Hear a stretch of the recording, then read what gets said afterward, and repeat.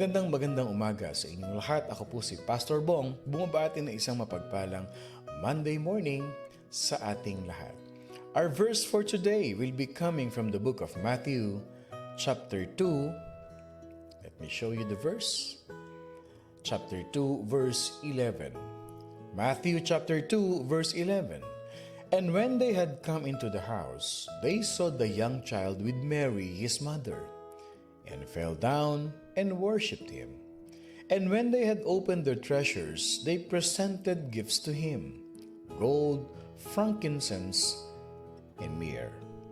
Again, Matthew chapter 2, verse 11, And when they had come into the house, they saw the young child with Mary his mother, and fell down and worshipped him. And when they had opened their treasures, they presented gifts to him, gold, frankincense, and myrrh. Obviously, we are talking about the three kings which we have known for so many years. Now, what we're going to discuss today and the rest of this week, mga kapatid, ang pag-aaralan po natin, yung application o yung significance nito sa ating buhay. Okay, coming from the verse that we have read to the stories of what is very famous, the three Magi's. Again, it is not exactly three because the Bible did not disclose it. Mga kapatid, na tatlo lang sila. They just depended on the three gifts. Kaya sinabi nilang three Magi's or three kings. Okay. Now, in application sa buhay natin ito, have you ever noticed how life does not always turn out the way we carefully plan it to? Napansin niyo na ba na ang buhay kung minsan, hindi yung mga nangyayari sa buhay natin ay hindi naaayon dun sa mga pinaplano natin. And sometimes, circumstances don't always follow our plans. Ibig sabihin, yung mga nangyayari, yung mga event sa buhay natin, yung kaganapan, hindi nangyayari in accordance to our plans. Kung ano man yung inisip natin, pinlano natin, and oftentimes, or most of the times, it seems that life is nothing more than a series of failures. Bakit nga ba may mga tao na para bang ito yung plano nila, ang ganda-ganda, kung titignan mo in every angle, maganda. But it is totally the opposite of what is happening in their life. Para bang lahat sablay, lahat hindi tama, hindi naaayon sa gusto mong mangyari, and you are so much frustrated. Yung frustration sa'yo ay napakataas. Yung disappointment mo, araw-araw na lang. Coming from the story of these wise men, they had spent the last 2 years following a star. Alam nating lahat, nanggaling sila sa Persia or in the modern day, Iran. Malayo ang kanilang tinravel. And the scholar says 6 to 9 months or even more kasi may mga stopovers pa yan. Okay? So, ang nangyari, they were, their attention was caught when they saw that star, which they have learned from their pagan prophet Balaam, that a Messiah, the King of the Jews, will be born. Pero tignan nyo nangyari, okay? When they went to Jerusalem and asked for that place where the baby will be born, binanggit nila, where is that baby born King of the Jews? Nakarating ito kay King Herod. So ang ginawa ni King Herod, he was really alarmed. Nagulat si King Herod because of that statement. Remember, King Herod the Great was a very jealous king. And he don't want anybody to replace him. Ayaw niya nang may papalit sa kanya. Ayaw niya nang may mas magaling sa kanya. Kaya ang tawag dun, Herodian spirit. It is a spirit who wants always to control and manipulate things. O kaya yung mga ganyan, kinokontrol, binablock ang morning devotion, naninira ng kapwa, Herodian spirit yan. Manipulating things, manipulating people, people trying to convince that this person should not be trusted, this person holds a lot of things in his life, so you just leave him, do not believe him. Yan ang Herodian spirit eh. If you're manipulating people, and I tell you this, marami yan hanggang ngayon. Marami ang ganyang Herodian spirit.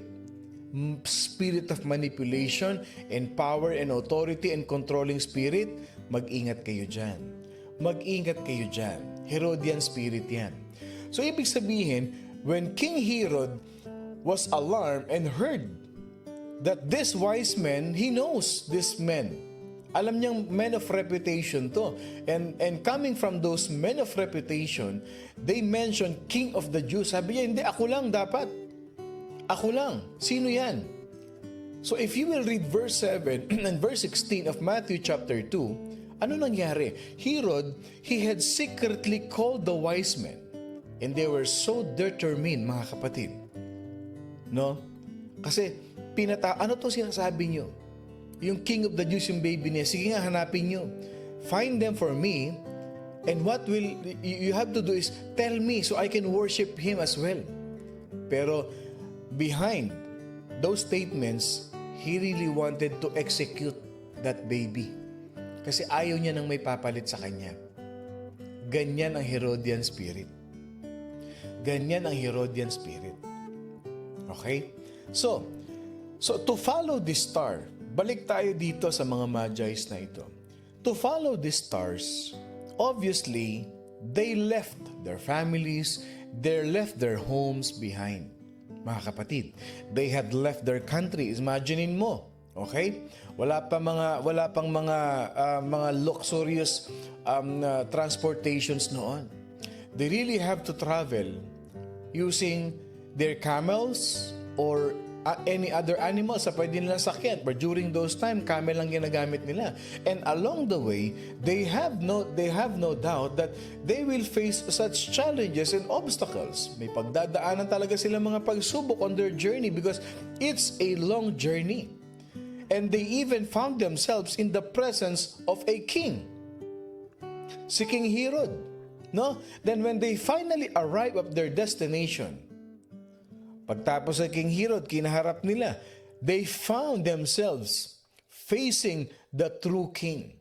They find a star, mga kapatid, the star leads them to where they should be. In a steady stable. Okay, yung stable na yun, yung pinaglalagyan ni Jesus Christ. These men, probably, they have been dreaming of finding the Messiah in a place that they cannot even imagine. Siguro iniisip nila, this Messiah, this King of the Jews, will be born in a luxurious and a nice home. But their expectations did not match their what? What they see. Kasi nga naman, King of the Jews. So obviously, ang nasa isip nito mga ito, ipapanganak to sa palasyo. Ipapanganak to sa isang magarang bahay, mga kapatid. But they found the King of Kings wrapped in swaddling cloths and lying in a feed-through. Yung kainan ng hayop, yung feed-through, mga kapatid. No doubts, their dreams were shattered. No doubts. Kaya siguro nagdala siya ng gold. Hari ito. King of Kings, King of the Jews. Magdala ka ng gold, hindi pwedeng mawala yung gold. Magdala ka ng frankincense, magdala ka ng myrrh. Ito dalhin natin kasi King of the Jews itong ipapanganak na to. But they found him there, wrapped in swaddling clothes, wrapped in a burial cloth, nakabalot sa damit na puti. Sometimes, mga kapatid, it happened to us. It happens and it will happen to us. These wise men, they found an extraordinary thing, an extraordinary baby. Things that in that place change their whole life. Ang natagpuan nila nakapagpabago sa kanilang buhay. Sometimes, life has a way of shattering our dreams. Ang buhay, may pamamaraan ng Panginoon Diyos upang basagin ang pangarap natin, basagin yung ating panaginip na gusto nating mangyari sa buhay natin. Destroying our hopes, destroying our plans, kaya natin pag-aaralan to. I want to share you what to do when you are following a star and finding a stable of life. These wise men, mga kapatid, they recognize God in the stables of life. Itong mga hari na ito, mga kapatid, itong mga tatlong magi's na sinasabi natin, na nagdala ng tatlong gift na yan, na-recognize nila o nakilala nila, mga kapatid, ang Panginoon Diyos when they stop and find the steadiness of life. Sinundan nila ang star. Mayroon silang expectations, they have hopes, they have dreams, and they are expecting something. But when they found God, they recognize during the stables of life. Ang context nito, mga kapatid, it was not the way they had expected. But they came to worship, and they really worship when they saw God, Jesus in that stable. They saw God in Jesus. Humbly, He came to this world He created. He can be born in a 5-star hotel, but chose to be born in a manger. Church, anong application nito sa buhay natin? Listen to this. When life shatters your dreams, your first duty is to find the Lord. Application yan, coming from this verse na binasa natin. Ano sabi natin kanina? Minsan, ang buhay natin, it does not go well according to our plans. Hindi nangyayari kung ano yung pinaplano natin. Minsan may journal ka pa, may diary ka pa, may plano ka pa. And many times in life, it's not happening. Kabaligtaran pa nga eh. Totally the opposite of what you plan is what is happening in your life. So, ibig sabihin nun, your dreams is shattering, nababasag na. It's not happening. It's not working. No, no, and no. When life, circumstances of life, challenges in life shattered your dreams, breaks your dreams, your first duty, hanapin mo si Lord. Find the Lord, mga kapatid. Find Jesus in your life. O kagaya niyan, yung buhay mo. You have a good life. You can consider your life as good. You have everything in your life, but there is something missing in your life, and that missing in your life, mga kapatid, is your greatest dreams. Pero bakit hindi nangyayari? And that tends you to sin, that tends you to do bad things, that tends you to speak bad things. What should you do? Hanapin mo si Lord. You find the Lord. You know why? If you are a child of God, then I'll tell you this, nothing can happen in your life that He has not allowed. Tandaan mo, pag anak ka ng Diyos, walang nangyayari sa buhay mo na hindi pinahintulutan ng ating Panginoon Diyos. Pag anak ka ni Lord, pinahihintulutan niya yung mga challenges na yan, yung mga trials na yan sa buhay mo because He wants to mold you. He wants to teach you something. When your stars, mga kapatid, when your star leads you into a safe place, tumigil yung star na yun. Leads you into that place. Remember this, God is doing one of the 3 things in life. May 3 bagay na ginagawa sa iyo ang Panginoon Diyos. Pag yung hinahabol mong star, yung sinusundan mong pangarap, biglang tumigil. Yung plano mo sa buhay na sinusundan mo. Your plan is always by the book. There are people who are really keen in life. There are people who really in order palagi sa buhay nila na palaging By the book sila, by the plans, according to schedules, may timetable sila sa buhay, and suddenly their world stopped because of something happened in their life. May nangyaring hindi inaasahan. Nawala ka sa timetable mo, nawala ka sa schedule mo, and things are not going according to your plans. Huminto bigla. Yun ang tinatawag na tumigil ang mundo mo sa pangyayari na yan ng buhay mo. I'm telling you this. Your star leads you into a safe place because God is working in you and He is doing at least one of the three things. Number one, He is doing a correction in your life. Itinatama ka ng Panginoon Diyos, itinutuwid ko niya. That's biblical. Whoever the Lord loves by the Lord, He chastens him. He disciplines us. Pag mahal ka ni Lord, dinidisiplina ka ni Lord. Kaya kung nakikita mo sa buhay mo, may nangyayari ng hindi maganda. May nangyayari sa karir mo, sa negosyo mo, sa pamilya mo, sa sarili mo, even in your own self. Bakit ganun? Imbis na mabawasan yung problema ko, lalong nadadagdagan. You search yourself, you check yourself, maybe may ginagawa kang hindi maganda. Maybe may sinasabi kang hindi maganda sa kapwa mo. Maybe may iniisip kang hindi maganda. For some people around you, kinokorek ka ni Lord. Sabi ni Lord, teka muna, tinanggap mo ko, anak kita. Pero bakit iba yung spirit na gumagalaw sa buhay mo? I have to correct you. I have to teach you things. Kailangan turuan kita, anak. Anak kita eh. Walang sino mang magulang ang hindi gustong ituwid ang kanilang mga anak. Walang magulang, mga kapatid, na gustong mapahamak yung kanilang mga anak. No parents. Except those crazy parents, yung mga baliw na siguro yan, that they are pushing their children in trouble. Pero walang matinong magulang na ipapahamak ang anak. And sometimes, we've been through that. Nung tayo yung mga anak pa, matitigas ang ulo natin, ayaw natin na napagsasabihan tayo.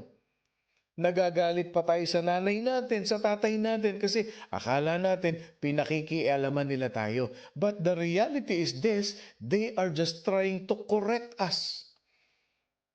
Kaya sabi nila, anak, teka muna, wag mong gawin yan. Mali ang gagawin mo. They are stopping us. Same thing with the principles of God. Teka muna, anak, I will stop you from here because I have to correct you. I have to correct you. That is what's happening in our life. When your star leads you in a stable place, remember this, God is working on you. He is correcting you. Sabi ni Lord sa book of Revelations, as many as I love, I rebuke and chasten. Therefore, be zealous and repent. When the star leads you into a stable, nilid ka ni Lord sa isang steady place, stable. Number 2, He's giving you instruction. He is trying to reveal Himself in a new way.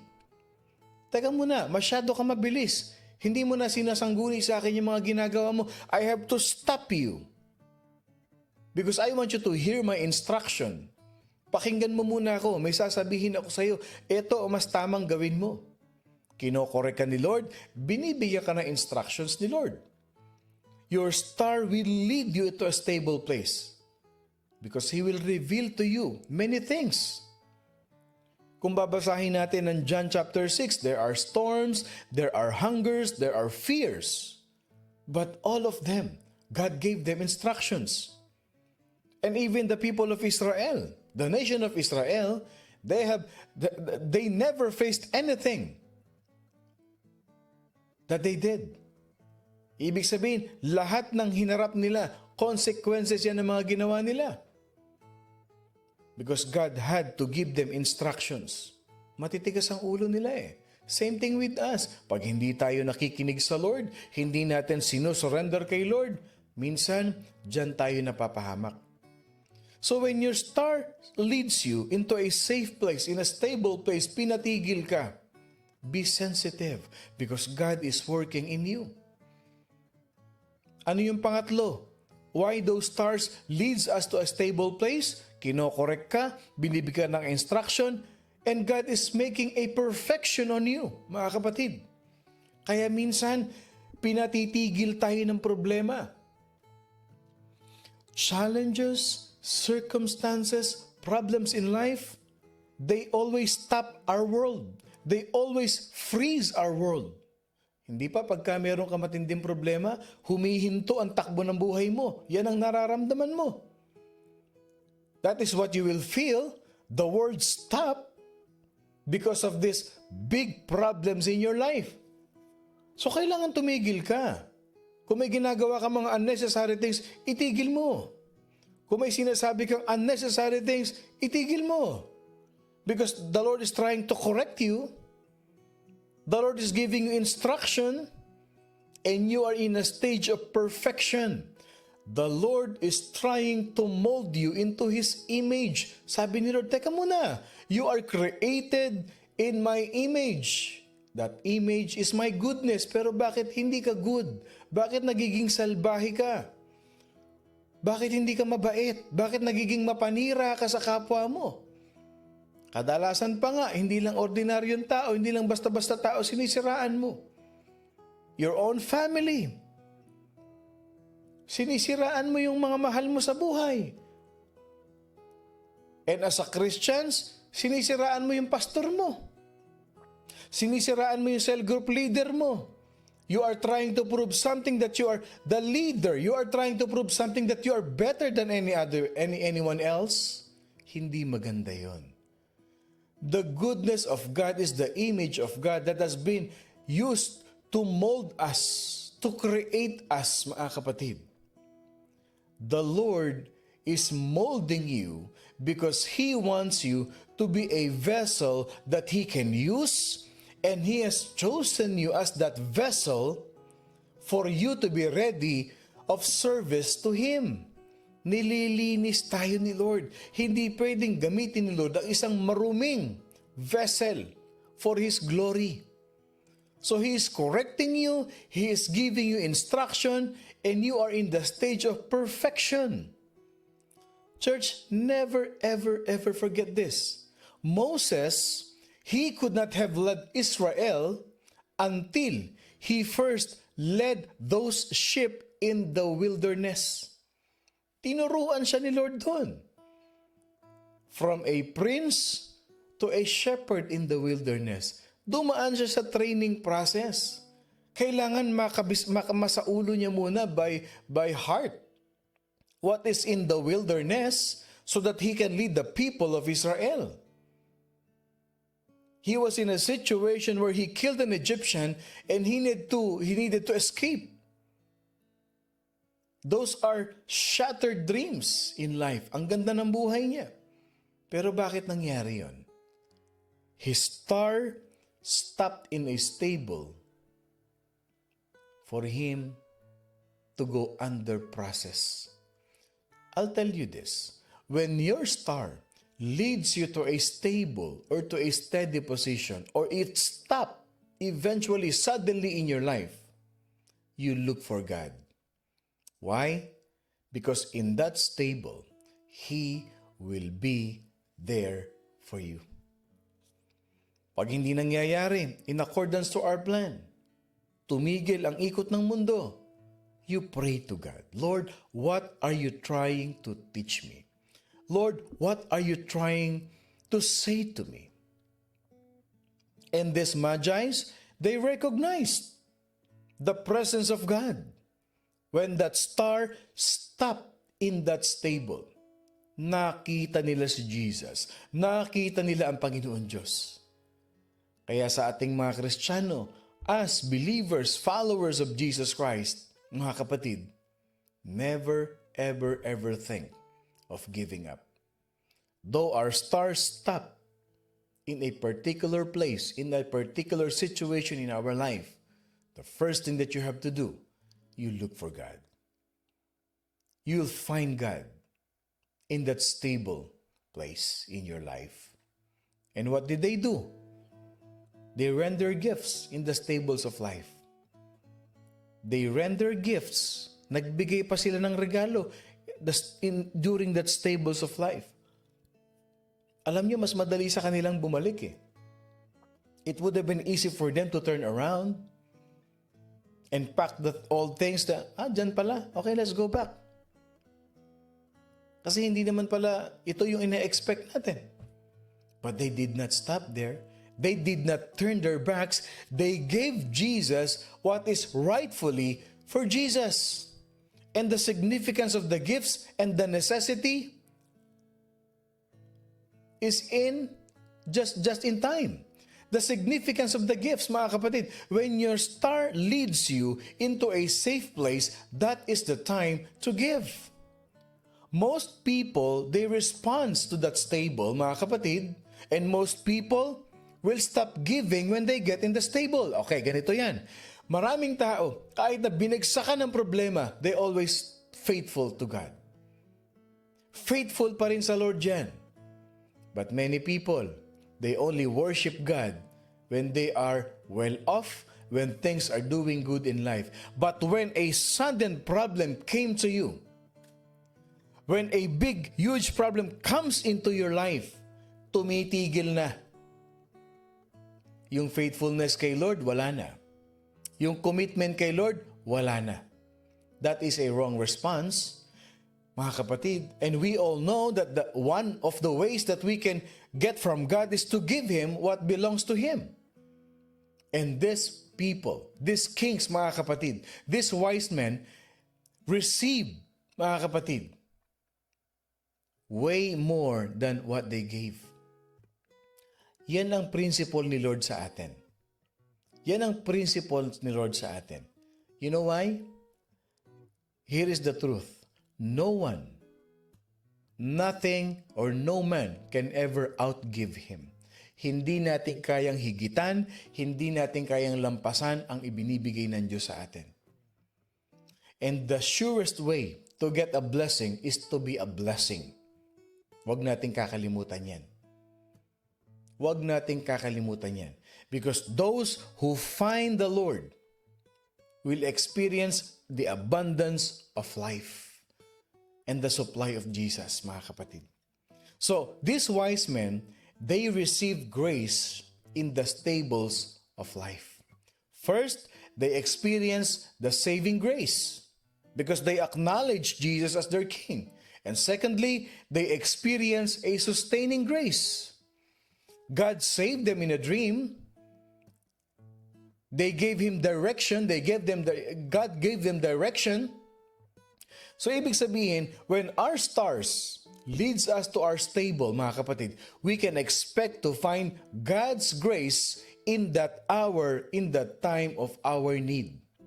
Life is most of the time, mga kapatid, kadalasan sa buhay natin, we cannot find what we've been looking for. Hindi nangyayari ang gusto nating mangyari, hindi natin nakikita ang gusto nating makita. But take note of this, even when life puts us down, let us down, we can always be sure God will never put you down. When our star leads us to stable, hindi ang katapusan ng mundo.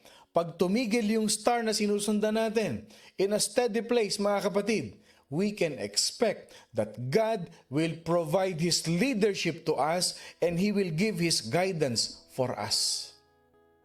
Bilang anak ng Diyos, hindi tayo nag-iisa. We will never be alone. And the resources of the Lord is always available to us. He will always make a way for us.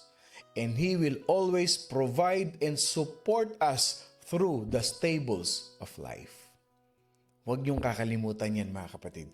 That is the other angle that we can see in the life of these three wise men, of these magi's, who worship and give extravagantly to the Lord, receive the leading and protection and guidance from the Lord as they departed in Bethlehem.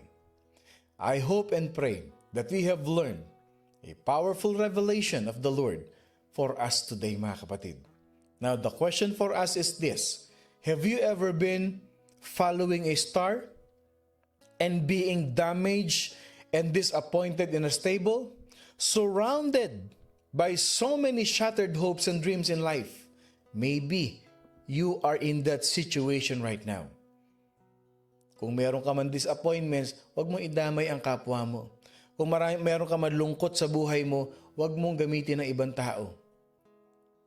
Kasi hindi ka magiging masaya kung mandadamay ka ng kapwa mo. Hindi ka magiging maligaya. Manalo ka man, masira mo man ang isang tao, what good does it bring to you? Marami mga bagay na hindi nangyayari sa buhay natin.